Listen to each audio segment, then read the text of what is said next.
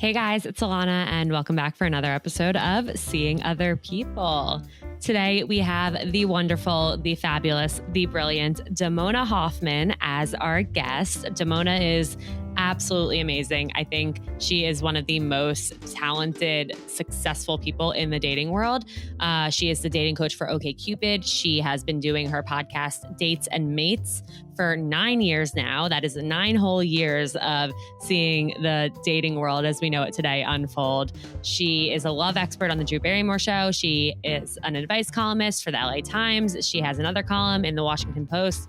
She is absolutely incredible. And it's funny, we were going to talk about exclusivity and labels specifically on this episode, but as soon as she and I started talking, like the conversation just ran with a million different nuggets of absolute wisdom. And I was like, screw it. This is so much better and so much more important, everything that we're talking about and everything that she has to share. So Damona is going to talk to us about different things with dating apps and sending the first message. And if that first message has to actually say something of substance, or if it can be something witty, or if it has to be a question. She has a really great formula for a first message so that you can feel confident in sending those first messages.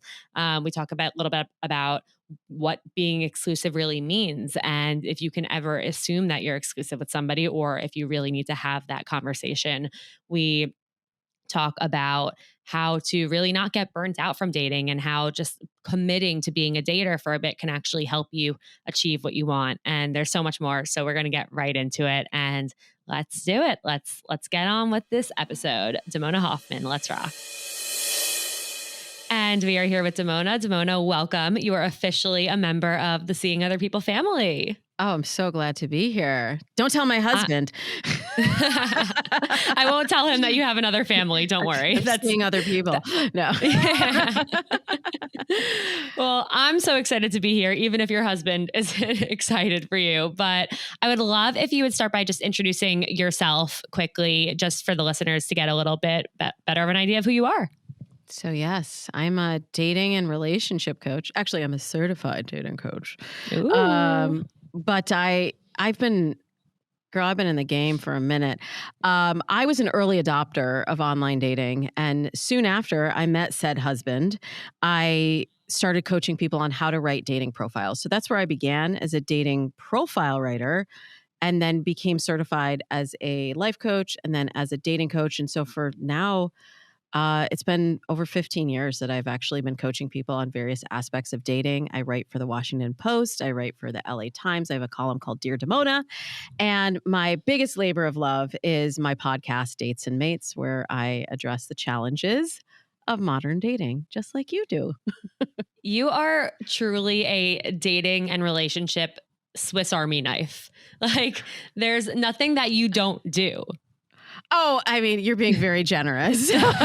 But, you know, I try to just meet people where they're at. And, you know, I've been doing Dates and Mates now for 9 years, and season 9 just launched. And I really try to take a position of listening. What are people dealing with? And I've seen a tremendous evolution in even just the time since I started my podcast. I mean, I covered the launch of Tinder. And now when you think about it, it's like, oh, Tinder, like, of course, it's so entrenched in dating culture as a thing. But to think that there was a world that existed in dating before Tinder. So I'm just really interested in the evolution, because I think dating apps have changed, let's say, for lack of a more modern word, courtship. I think texting has changed it, social media. There have been so many adaptations to dating and relationships. And I really love staying in the conversation and helping people evolve their expectations and get ultimately what they want. Yeah. And I think that's beautiful. And that's awesome that you do that. And that's amazing that you've gotten to see so many different evolutions of the dating world. Because I mean, however many years ago you started it, I was like, I wasn't dating yet. You were like 9. No. So to me, that's really fascinating, because I've like been able to learn through research and reading and talking to people, but for you to really have witnessed all of it and all of the transformations, I think is like, that's just invaluable. The amount of knowledge that you have and everything that you've seen and helped people through. And I mean, I think it's just really cool that you're still here doing it. And this isn't what I wanted to talk to you about today, but I do have to know, like, do you think dating has gotten easier or harder with the amount of technology, the dating apps, everything that's out there? How has that impacted dating? Both is the answer to your question. It has both gotten easier and harder. But here's the thing I want to probably reframe for the audience, because I'm sure a lot of your listeners may be in a period of frustration with dating. Dating apps can be very overwhelming, and people can be very disappointing. And I just want to acknowledge that. But at the same time, I also want to acknowledge that we've come a long way in a short time. And I would also classify myself as a feminist coach. I'm not coaching people on feminism. I'm a feminist dating coach, where I believe and the definition of feminism is that I believe that women are equal to men. And I believe all genders are equal to all genders. If those terms don't connect for you. So I really see it as a huge opportunity. If you think about, like, even, I mean, I'm not that much older, Alana, but you think about our parents' generation. No, but you've been doing it for so much longer. I got into the dating world a few years ago. I used to be in the music industry before that. I got you, girl. I got you. But I just wanted to make sure your audience knew.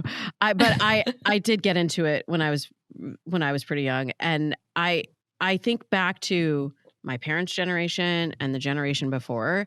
And honestly, the lack of opportunity that a lot of particularly women had in love. You look at the statistics, and a couple generations ago, most women met and married someone who went to their church, lived on their street, knew their mom. Like, your pool of dating options was minuscule. And it was like, well, I guess, like, this is fine. He's fine. We'll go with this. And now I'm expected to build a life because my livelihood is tied to whoever I choose to partner with. And I have to get married because, well, that's what I'm supposed to do. And to me, as a forward-thinking feminist, that's just soul crushing to think that I would not have choice in who I wanted to be with and build my life with. And so now with dating apps, they have expanded your pool from your block to anyone in the entire world. And that you have the opportunity to match someone on so many different levels, to me, is extraordinary. But of course, more opportunity brings more challenges. And I have been teaching people for the last 15 years a process around how to expand your dating pool, but then how to filter effectively. I just got a question from a Dates and Mates listener, and she was like, okay, now I signed up for OkCupid. I switched. I work with OkCupid as their dating coach in-house. And she was like, I have the profile's working.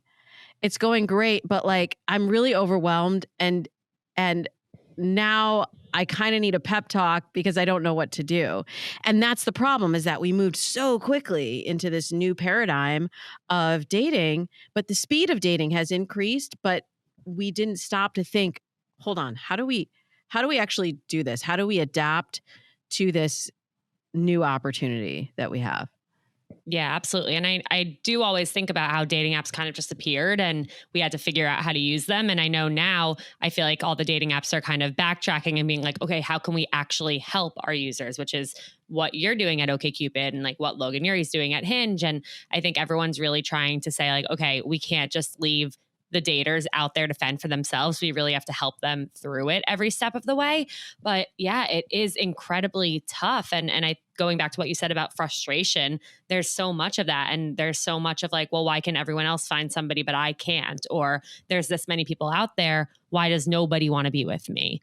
And I think that's a lot different than back then when you were just getting set up with somebody down the block. And recently I had Excuse My Grandma, the podcast on with Kim and her grandma Gail. And Grandma Gail was talking about how like in the 1950s and 60s, like you would just sit there waiting for somebody to come up to you. And I'm like, so if I was at a bar, speakeasy, pub, whatever you want to call it, and I saw somebody who I thought was attractive, I couldn't go up to them. She's like, absolutely not. No, you would never do that. That was not a thing. That was unheard of. You would sit there, and if they were interested, they would come up to you. And I'm like, I would have been a terrible dater back then.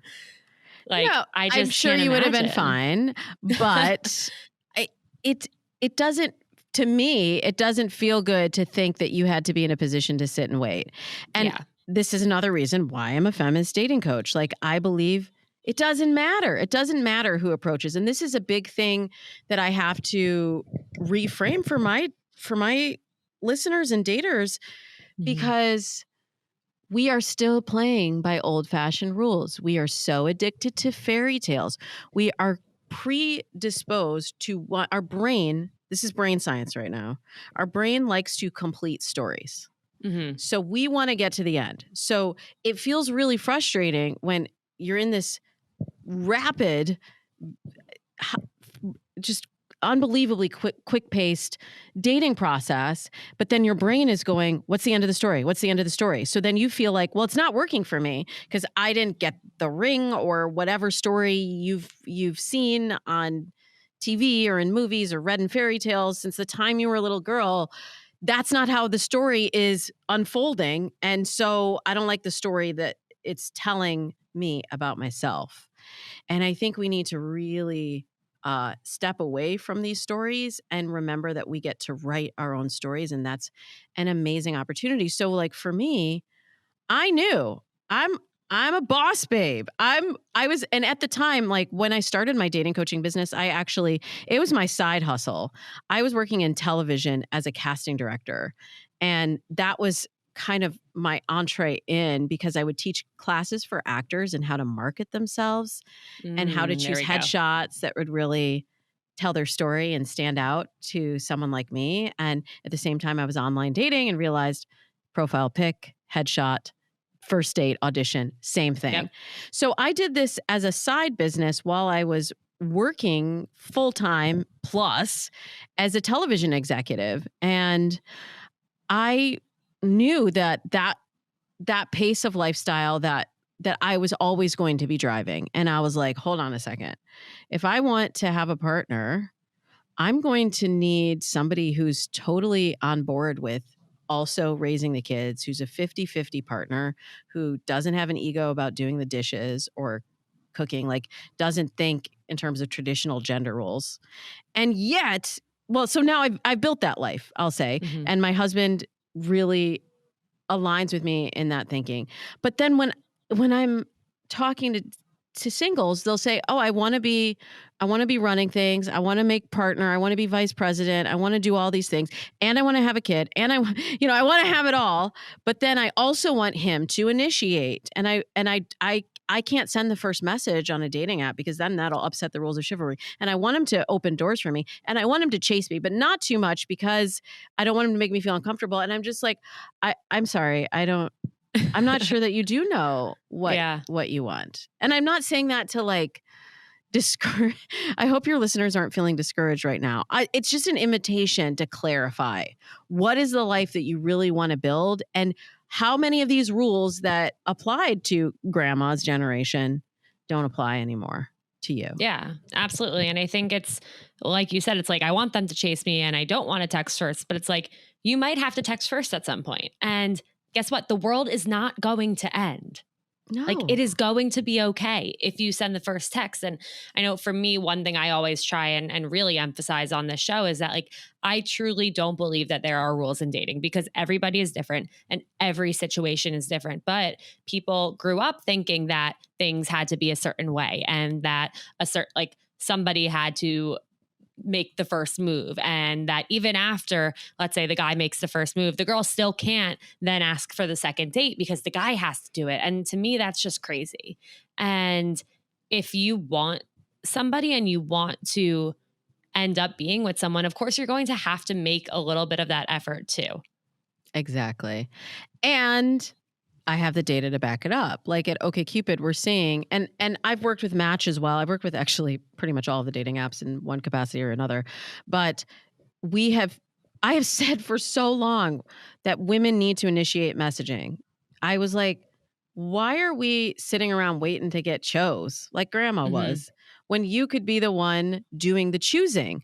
You will be more satisfied with your match. You will feel like you're having higher caliber matches instead of just waiting for a computer algorithm to match you. And I say this having worked with the top dating apps in the world. The computer does not know you. I believe that you are the best person to match for yourself. And a lot of these algorithms try to guess. They try to guess what you really want based on your behaviors, not necessarily based on the boxes you check, which I'm sure your listeners have experienced as you're swiping and you're like, wait, this person's outside of my age range, or this isn't exactly what I'm looking for. It's because of who you're actually engaging with, not just because of what parameters that you've set. But from the inside, we see that women who really drive the conversation and initiate messages have much higher rates of satisfaction, have relationships that work out, have conversations that go on longer. And I think we just need to completely rewrite that rule and remember that you are dealing with a computer. You're programming an algorithm. The algorithm doesn't have feelings. It doesn't know your life. You have to remember that the real dating process is not on the app. That's just the meet. That's the meet cute. The dating process begins when you actually get offline and you're face to face. Yeah, absolutely. I know sometimes people are hesitant to use dating apps, and what I've said to them is like, all it does is make your small world smaller. It just gives you the opportunity to talk to somebody that maybe you wouldn't have talked to before. Or let's say you've passed this person before and you had no idea that maybe they have some of the things that you're looking for. And all it does is give you the opportunity to say, hey, in like an basically organic way. But I think that's awesome that the research shows that when women actually message first or ask somebody like, hey, like, let's exchange numbers, that it works, because that's amazing. That's what people need to know. And I have experienced where I've either texted first or asked a guy out, and later they've been like, I loved that you did that because girls don't do that. And that made you stand out. That made me more interested in you and more intrigued by you because you actually did it. And I'm so not used to that. And I think that's something where it's so easy. It's not like you have to put that much thought into it. It's a sentence. It's a question. And as per usual, Seeing Other People is, of course, sponsored by the amazing Mindset Wellness CBD. I know you have heard me talk about Mindset Wellness CBD on every episode, but you know what? If you have not gotten Mindset Wellness CBD's CBD gummies, now is the time, because now more than ever, we're like starting to get the summer scaries. Like the Sunday scaries happen where you're afraid that like Monday's going to come. Like it's literally August, and the summer scaries are so real. And I think the thing that's really keeping me in the moment, enjoying my summer, enjoying each day and each week, is taking Mindset Wellness CBD's CBD gummies. I think the happy gummies really help me just like focus on what makes me happy. And the rest gummies are helping me get a good night's sleep instead of thinking that summer's almost over. And same thing with the calm gummies. Like they really just help like take those little things that come into your brain that like might be little annoying thoughts, and they just kick them out there, flick them to the side. So if you want to really just be in the right mindset and enjoy the rest of summer, head to mindsetwellnesscbd.com, use code Seeing Other People. That will get you 10% off and free shipping. Trust me, try them. You won't regret it. Right. And a lot of people get caught up in, what do I say first? I don't know what to say. I'm really nervous. And really, I also have the data to show that it doesn't actually matter that much what you say as a woman specifically. You could literally say, hey, and just because of the gender imbalance, you will, like you said, you'll put yourself ahead of the pack because you're just initiating. But I have a really simple formula that is easily repeatable, and I think I've seen really works. It's just a comment plus a question. It's like 1 sentence, 2 sentence comment. What did you connect to in their profile? Question, something kind of open-ended that inspires a response. But what you have to be thinking of is leaving threads. Like, what can I, and both in your profile and in your messages, what can I be leaving for that person to pick up and move the conversation along? Like, we're not here for pen pals. Like, that was cute in middle school, but like we're really trying to move into a relationship, a connection, sex, I don't know, whatever you're here for, you're trying to actually meet. So drive the conversation forward. Don't get stuck in, I call it the texting trap, because you could go back and forth with messages and be like, oh, he really knows me. Like, we really connected. And then you meet in person and you're disappointed because you didn't actually know that person. You fell in love with the idea and you tried to tell the end of the story, but that's not what the story was. Absolutely. And with the pen pal thing, I feel like people kind of fell back into the pen pal texting trap because of the pandemic when they couldn't meet up in person. But hopefully now people are kind of reversing that and being like, oh, I can go meet this person. So like, let me not do that and not start this pen pal ship with somebody I just matched with. A bit. I saw actually through the pandemic, there was still such a drive for people to meet up. Like, everybody was writing into Dates and Mates, like asking for permission, basically. Like, can I go on a date? I'm like, I don't know. Can you? Should I wear a mask? I don't know. Should you? Like, I'm not a health expert. You have to. That's funny. Do you have to decide what's the new Dr. Fauci right for you? I know, right? Even now, as we are in the U.S. over 50%, I believe, vaccination rates. Still now people are confused with the Delta variant. It's confusing. Yeah. We don't know. I don't know the answer to this question. So you're going to have to judge for you. But I do know that relationships work out more when you actually can meet face to face. But for, at the very least, like a FaceTime, a Zoom, something where you can see one another and have, here's the kicker. It's real-time conversation. That is very important. It actually isn't as much important that wasn't great English, but you understand what I'm going with this. It's not so important that you're face to face right away in person. Right. It's so important that you have synchronous communication. You're talking in real time and you can hear one another and respond right away without ruminating on what their response actually meant, showing it to your girlfriends and everybody at work, right? Texting's fake. Yeah, that you can really have that kinetic response and reaction to one another. So I'm actually a big fan. I'm a big fan of the phone call. I love the phone call. I think it's tremendously underutilized in today's dating culture. I like it as a screening step prior to meeting in person. You can do a successful FaceTime Zoom date, but of course you have to be building up to seeing each other face to face. And I actually have had some clients that have met someone a long distance and formed a relationship over video chat and then ultimately met in person. And we can talk about how to make that happen, because there's a series of steps you should follow, best practices I can offer. But, ideally you want to be meeting in person. But if you're not doing a screening step, this was the biggest thing prior to the pandemic that I was seeing, is people would just text. And it's like, let's meet. And I saw less of that in the pandemic, of course, because people were using the video chat as a screening step. But I think that screening step is really crucial to not burning out and wasting your time on dates.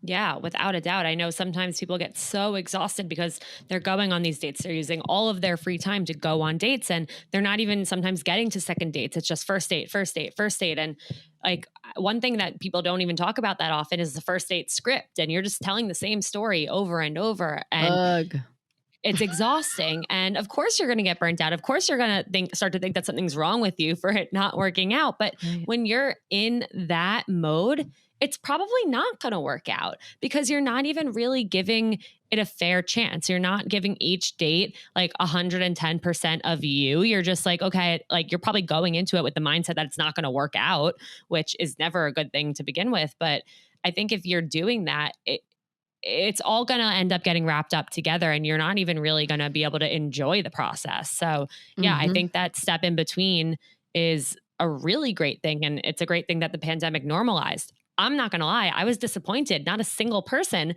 during the pandemic asked me to do a virtual date.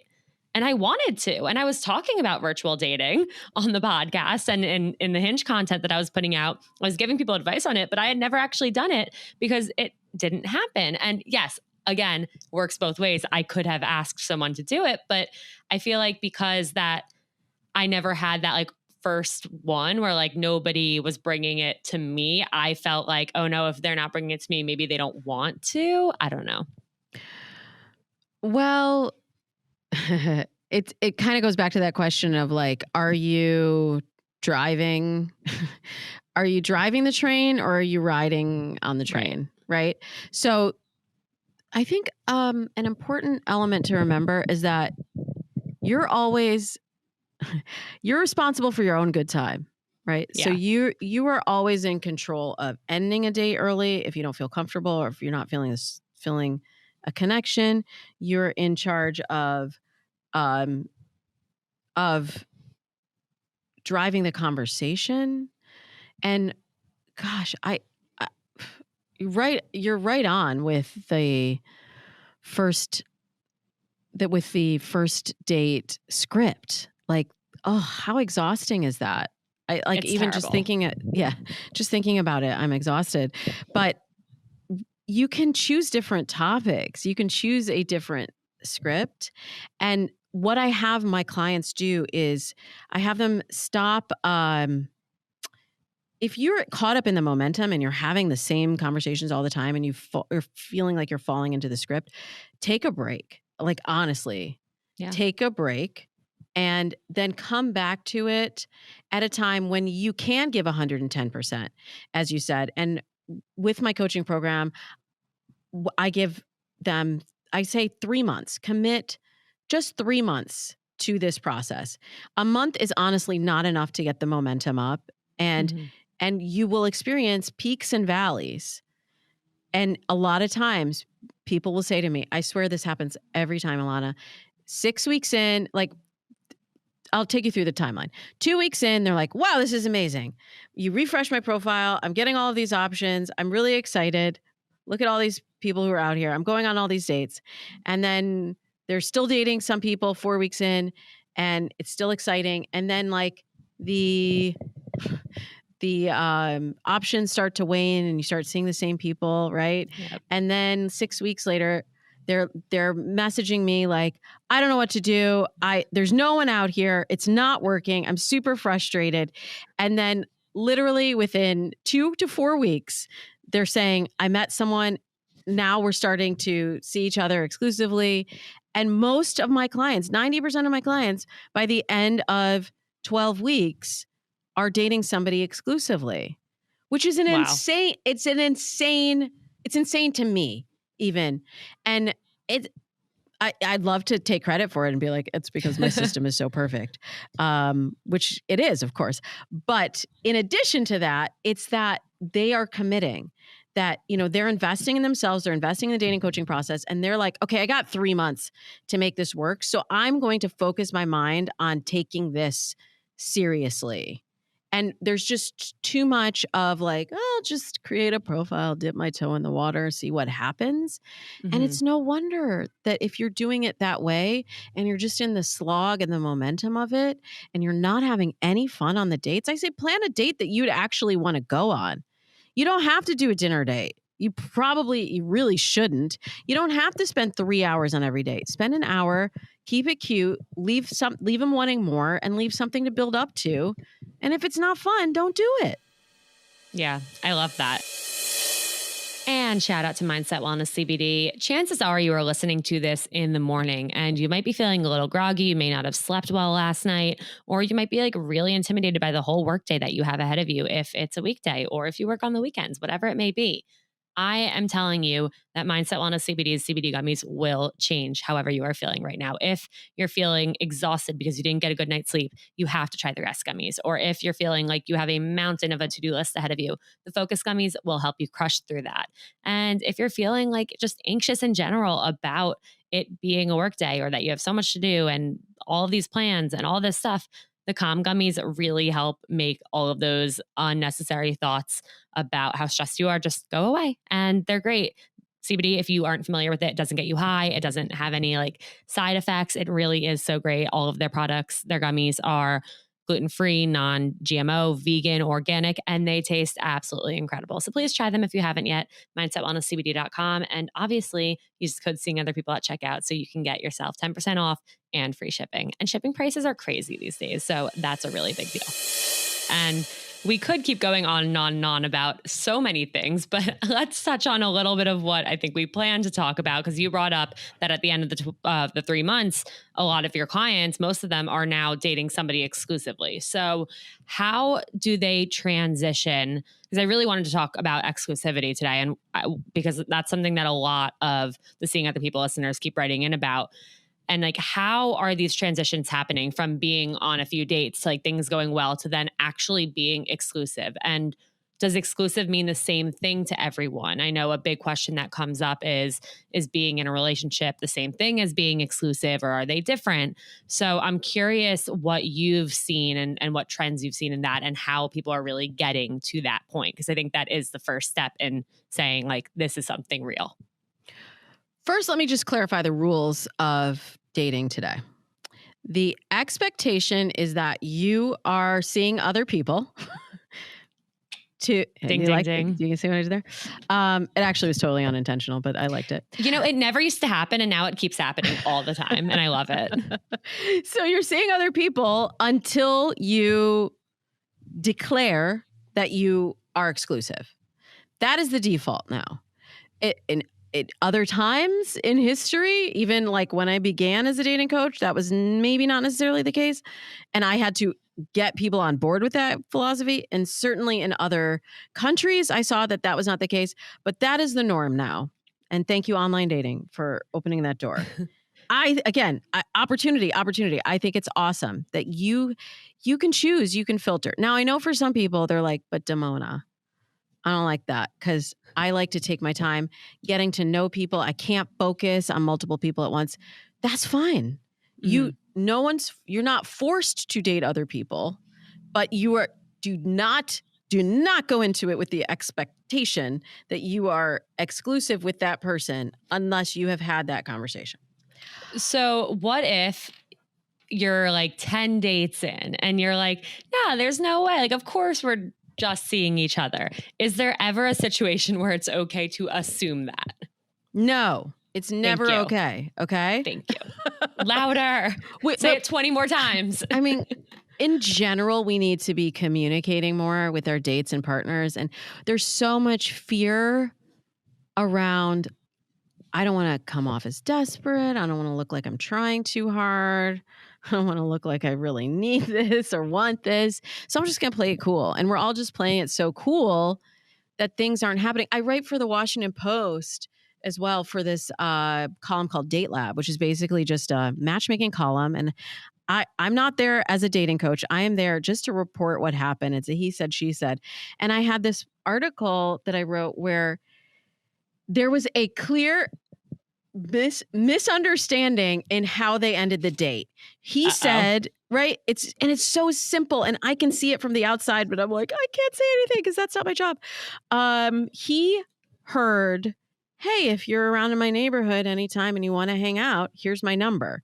She said, or thought she said, here's my number. There are a lot of cool things to do where I live. You should reach out. Damn.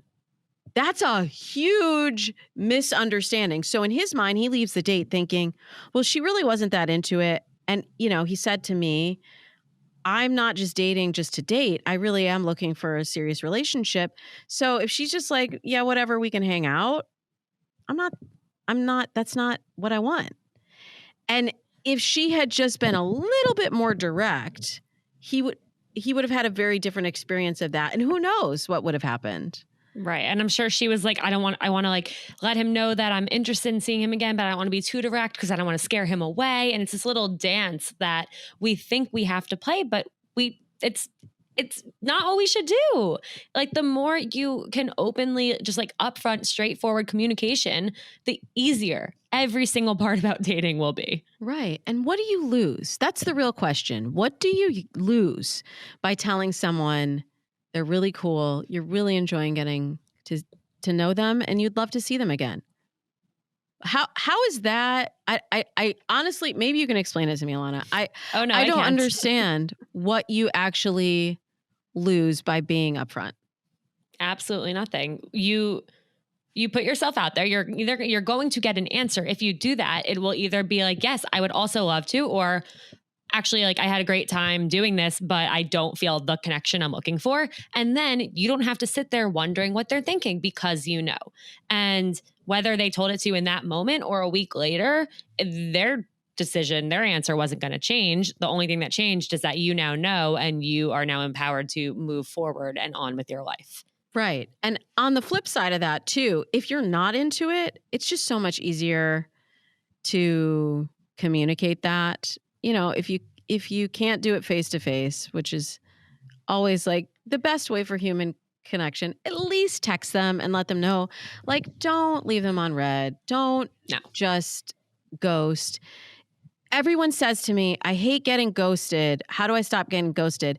And then I'm like, well, has there been anyone that you've ghosted? Where are you ghosting? And then we realize, well, I ghosted that person, but I wasn't into him. Right. And we make it okay when we do it, but we don't want it in return. So demonstrate the behavior that you would like. And even if it's not like directly in that conversation, it creates the energy around you that you will get directness back in return if you're able to be. And it's not like you have to be like super serious and intense about it. You could just let them know, like, this is cool. I really want to see you again. And then if you put out a clear goal or hope, and then you can get a clear response back. And believe me, like, yes, I'm now married, but I have been through it. And I actually did the most like raw and open share I've done publicly on the Calm app. I wrote a piece about how I was in this, like, let's just honestly call it a situationship. It really like was nothing more than that, but it was like 4 years of my life, on again, off again. And I was working with a coach, and I got the courage to just be like, I don't want to do this. It's energy that I'm expending out to be in this situationship and not know where it's going. Like, literally think you have a finite amount of energy, and all that time you're spending wondering about that person, you know, that friend with benefits, that situationship, wondering where it's going. And if you just express what you want, get clear first on what you want, because sometimes we're in momentum. And then we're like, wait, I actually don't like that person. I just thought I should like that person. Or I thought that, well, by now I should be in a serious relationship, or I should be getting married. So I've had that even with a client. I'm telling like multiple stories at the same time. Let me finish my story. Then I'll tell my client's story. And then I want to tell my story that's similar to your story. So I just was like, this is what I need. This is what I want. And he was like, can't do it. Like, you're awesome, but I can't really be in a like exclusive committed relationship. And I was devastated. Believe me, I was devastated because of the story I had told myself that flew in the face of every fact that was on the table in front of me. Like, of course he didn't want to be with me. Right. But like, how on the flip side of that though, how does this happen though, where sometimes like they are treating you exactly the way that like a committed significant other would treat you. And then they say, you know, I don't want it. I can't commit. I don't want this. Like, cause that happens too. And that's what blows my mind. Cause sometimes like we end up like, I've been in that situation where I've met people like guys like friends, and I've met their parents, and then they're like, I don't want to be in a relationship. I'm like, you have been spending 5 nights a week with me, telling me your deepest, darkest secrets, whole life history. For months now? What do you mean? And then I feel like I'm crazy and delusional. You're not crazy and delusional, but you have your vision of what those things mean to you, maybe based on relationship models that you've been exposed to, or whatever inputs are telling you 5 nights a week means we are exclusive and he wants a relationship. Because that's two different things. Like, Right. I'm right now only seeing you. And this was actually a really important thing to clarify in the pandemic. There's a difference between I'm only seeing you and I want to build an exclusive relationship, maybe leading towards cohabitation, marriage, kids, whatever the end goal is for you. Those are two different conversations, right? Especially now, because there's I'm not seeing other people because like maybe we could catch a virus that would kill us if we did, right? Yes. And I have the same vision for how I want to live my life and the future goals. Two different things. Correct. That is different. So you're not crazy. He just had a different story in his head and was like, oh, these things mean I'm like, just hanging out with her. Hanging out with her. Like I get to have sex maybe with a really attractive woman and my life's good. I hate everyone. I hate everyone, Damona. Well, I mean, it's just everyone. I know. We have to acknowledge that as we open up to us having the story, telling the story we want to tell and getting what we want, they have that theirs. Other people, right? And yeah, it sucks. Like it really sucked to hear, no, this is working for me in the situationship. So we can keep going like this, but like, no, like you want a relationship and like to be moving forward and you want it to move past this point. Right. I don't know why it took 4 years to get through my thick skull on and off, but I really just needed him. I needed to ask him a direct question and get a direct answer of no. And honestly, I feel like had I not had that conversation, I would not have been ready for the relationship that I'm in now. I met my husband like 3 months later and I had that door fully closed. And if it had been open a crack, I would have had a fallback plan. My head would have been in comparison mode. I hear that a lot too. Like, how do I not compare this person to my ex? Or I like this person. Like, we'll catalog them in relationship to people that we've known before. Like, well, I like this about them, but they don't do this. And this person used to do this. And it's like, no, this is your own. This is separate. This is not the same situation there, unless you notice a pattern of constantly replaying and replaying and replaying. So really quick, my client's story is that she was in a relationship that was like out of the gate. He was super effusive and he was just like, he had like this grand romantic gesture and he like chased her car down and was like, roll down your window, and he kissed her through the window the first time they met. It was just like dramatic, right? He was always like very, very forthcoming with how much he cared about her.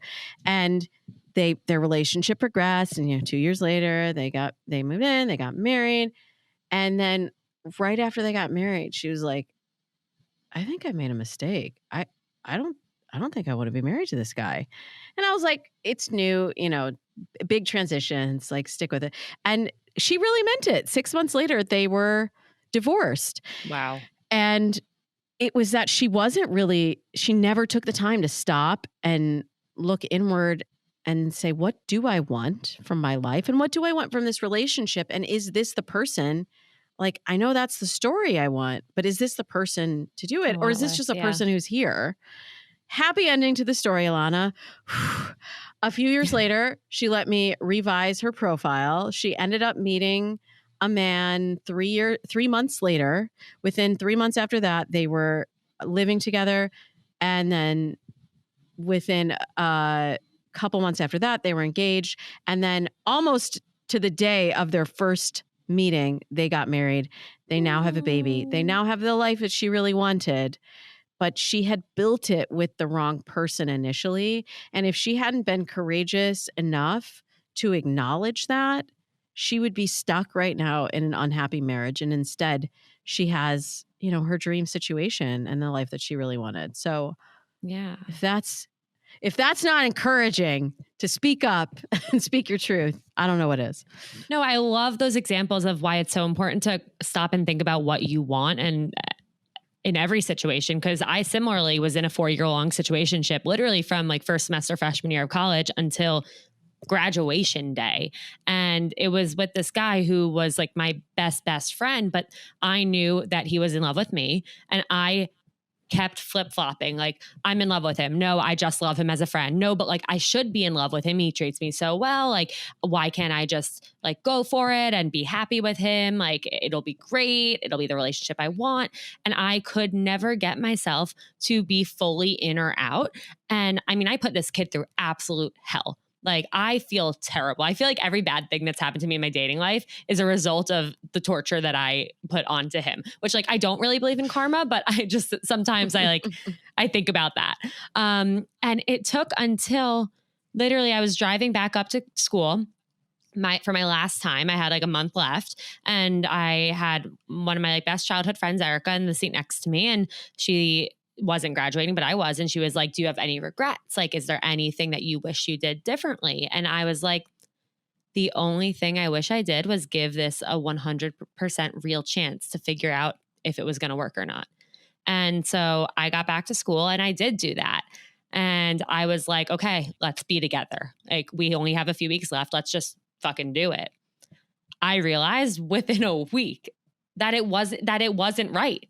And it took me 4 years to really say, like, let me give this a real chance and see. And once I finally did, it was the easiest, like, no, this is not what I want for me. Mm-hmm. And like, I wish I had just thought about that and tried it years sooner. Well, you probably thought about it. I would imagine you thought about it. It's that you didn't. Yeah. And you didn't voice it. It's that energy between two people of once I said it and it's out there. Right. And now he has to deal with it, or he gets to tell me where he is. Right. And sometimes we don't want to hear that. So we'd rather stay in limbo. Yeah. And I can definitely relate from that story. But I'll tell you, people always ask me, like, how do you know when you know? How do you know? And I just have really seen in my own experience and with my clients that it really doesn't need to be that hard. I just had a client call me the other day about a very long relationship that she's having a tough time deciding what's next. She found out some information about her partner that's really changed how she perceives him. Mm-hmm. And like, you can't go back, right? Like, once you know that, what are you going to do with it? And I just, what I wanted to tell her, but she couldn't hear, she was not ready to hear at that time, is just that it really shouldn't, it doesn't need to be that hard. It shouldn't be that hard. Yeah. And when I've seen clients that have stepped into these great relationships, like the one I was saying, who her second marriage was everything, like, there was no hesitation. There was no question. When my husband asked me to marry him, it wasn't like, I don't know. Right. It was like, of course we're doing this. Of course we're building this life. And of course it's not easy. It's not just frictionless and just this, the same every day. You have peaks and you have valleys, but it's about that commitment between the two people of, we are both in this 100%. And you talked earlier about the being 100% or 110%, in your dating life and on your dates. You have to be 110% also in your relationship. And that's when relationships have trouble and people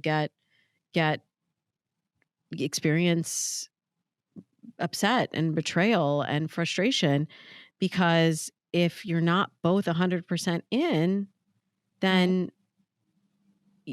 you're not working together on solutions to the little problems. And if you're not working to solutions working towards solutions on the little problems, you're not working towards solutions on the big problems. And eventually they become the bigger element of your relationship than the bond between the two of you. Yeah, absolutely. And I think it's been really interesting. I know for me, I've gone through so many pretty terrible relationship experiences and dating experiences. And I spent the past year and a half, like, really thinking about them and learning from them. And through all of the episodes I've done, like, it's made me really reflect on them. And so now I think for the first time ever, like, I am in a healthy relationship where we are like equal partners and we're both giving all of our like effort and all of ourselves into it. And it's just night and day from anything I've experienced before. And I just like, I don't wish I didn't have the experiences that I had, like as terrible as they were, as awful as I felt. I'm really glad that they gave me like all of the teachable moments and all of these things that I had to deal with to get to where I am now so that I can appreciate what I have now. Absolutely. And I really believe that each interaction you have, whether in dating, relationships, they teach us something. They're an opportunity to learn more about yourself, what you do want, what you don't want, how to improve your communication skills, how to be a person of integrity, how to have empathy and compassion. That's something in 2021 I am really huge on, adopting this empathetic style of dating and to really have compassion for yourself and the person that you're meeting. Like, you get a chance to build all of those skills. And whether you're 30 or 35 or 40 or however, if I know a lot of times people are like, I've been doing this for so long, it's just like, how much empathy can I build? How many learning experiences can I have? Right. But, on the other side of it, it really does make sense. It really does make sense if you take that opportunity to be like, I just really like looking at dating and relationships from an analytical perspective. Like, okay, well, where's the learning here? Of course, I've had disappointments, and so have my clients, and I've held their hand and, let them cry on my shoulder through it. But at the end of that experience, I really try to reframe it and say, okay, there's a learning here. There's a learning opportunity. Maybe I don't see it right now, but let's try and let that unfold and stay in that space instead of internalizing it. That's where it gets dangerous, where you start saying, well, what is this telling me about my worthiness in a relationship, or whether it's possible for me to even have a relationship?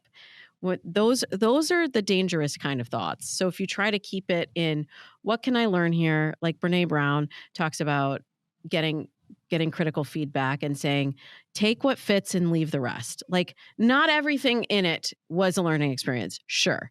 But what can you take from it as your nugget of wisdom that you can then apply to yourself or to your next relationship going forward? Absolutely. And I also think that that's a really great way of kind of creating closure for yourself. I know I was once struggling with moving forward past a breakup, and somebody I was sitting down with was like, well, have you figured out what you learned from the relationship yet? I'm like, no, what do you mean? She's like, well, you're not going to feel better. You're not going to feel like you can start moving on until you really think about it and figure out what you learned, whether positive or negative, or about them or about dating or about you. Like, you have to figure that out. And that really stuck with me and really helped me through it. Closure is a really tricky thing because we chase closure with any relationship. We chase closure and like, well, why didn't it work out? Right? We want an explanation. And something that I always tell my clients and listeners is that you don't owe anybody an explanation really of anything. An acceptable explanation is it doesn't feel right to me. Yeah. You can only own your feelings and your actions. You can't always take care of the other person's response or what they've brought to the table. And sometimes that's just an easier out than trying to be like, well, that time that you said that thing to me and you really hurt my feelings, like maybe that is more than you need to give. It's just like, I can't explain and why exactly. It's not a fit for me. Yeah. And I just have seen that it's helpful to get that closure yourself. Like, even if that other person is, maybe that's not the outcome they wanted, right? And they're going to be upset and rail against that. Like, you're not responsible for their feelings. You're responsible for how you communicate to them compassionately, but how they handle it, that's not your stuff. You get to say, like, I'm going to hold this boundary here, not in so many words, but this is my truth and I'm living in that. And I don't have to take that. I don't have to explain that. I'm just letting it be. Yeah. That's a really, really hard thing to do. But, you might not get closure from that person face to face and in the way that you want it. Like, they might not say, this is why. Right. Yeah. Like, they might just ghost. And you have to figure out, how can I get closure in this situation, even if I don't hear the words that I want to hear from that person? Yeah. Shit, dating is hard. It is hard. Yes, I acknowledge that. Dating is hard. You know, people say relationships are hard, but I don't find it actually hard to be married to my husband. Maybe I just picked somebody that's like super easy. He's like super easygoing about everything. But yeah, I want to show up. He inspires me to be my best self and to keep showing up for myself, for him, for my kids, for my clients. And that's just really what I want for everyone. I only want you to be in relationships that make you better. We shouldn't waste our time on relationships that make us worse. We could do that on our own, right? So true. Beyond true. Truer words have never been said. Yeah, right. well. But if you just put a little bit of a process around it, I mean, it's so funny when you think about it. The person that you choose to partner with is the most important decision you will ever make in your life. It affects your finances, your family, maybe your career, like your mental health. It literally affects everything. And yet it's the one decision that we leave to chance. Yeah. So take a little bit of those skills that maybe you've developed professionally, or, you know, that you apply to other major choices in your life, and apply those to dating. And I bet you'll start to feel that things are happening in a different way. For sure. Well, Damona, thank you so much for joining us. I feel like we could actually go on for hours, considering we didn't even talk about anything that was planned, but that's great. Why don't you let the listeners know where they can find you, where they can hear more from you? Because I think everyone's going to flock right over there after this. I hope so. I love helping people in love, and I do it every week on the Dates and Mates podcast. We have new episodes every Tuesday. Season 9 just released. And then datesandmates.com. I have lots of goodies. Like, I have a free profile starter kit. If you're like, I don't know what to put in my profile, I got you. Even if you think you know what to put in your profile, check it out, because you might be wrong. You're probably wrong, but it's just there to make it. I just want to make this process easier for people. So that's at datesandmates.com, as well as like other goodies and other episodes. And then I'm on Instagram, Twitter, Facebook at Damona Hoffman. Amazing. All right, Damona, thank you so much. And to everyone who tuned in, thank you for tuning in. We'll see you next time.